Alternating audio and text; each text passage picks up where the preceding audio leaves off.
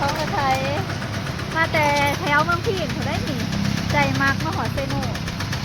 จากตึกไทยเมืองสองหาดุดมทรัพย์เนาะโอ่งเอ็นซี131ได้ยังงงเลยจากตึกได้ที่สอง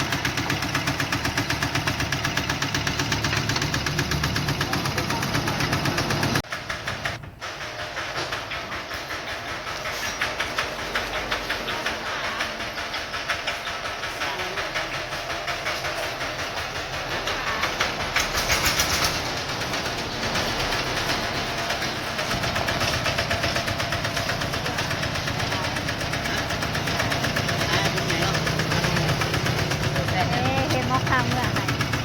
ทำเมื่อไหร่โค้งหนาจะพองท้องกระไทยมาแต่แถวเมืองพีนเขาได้หนิใจมากมาหอเซโน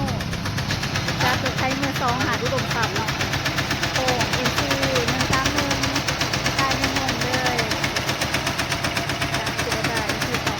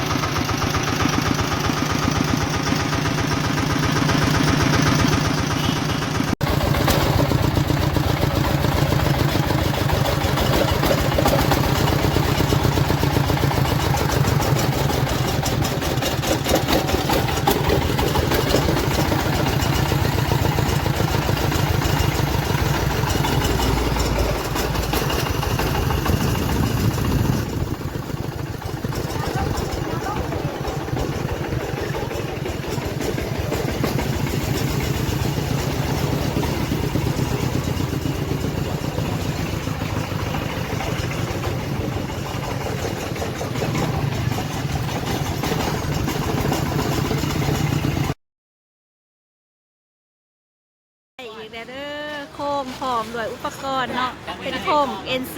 131ขอบใจลูกค้าทางบ้านคนศิลาเนาะ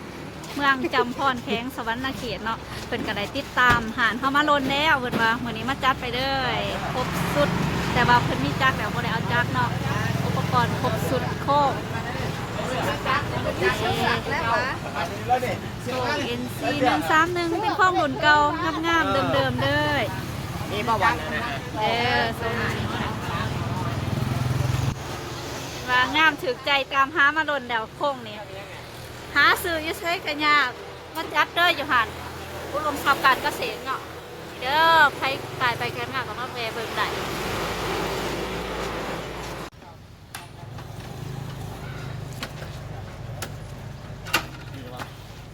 คันอาทิกับไปแล้วเนาะ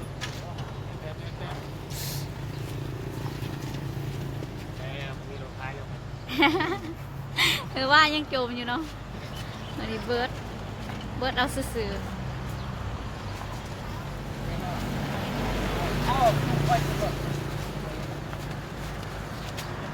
ไปแล้ว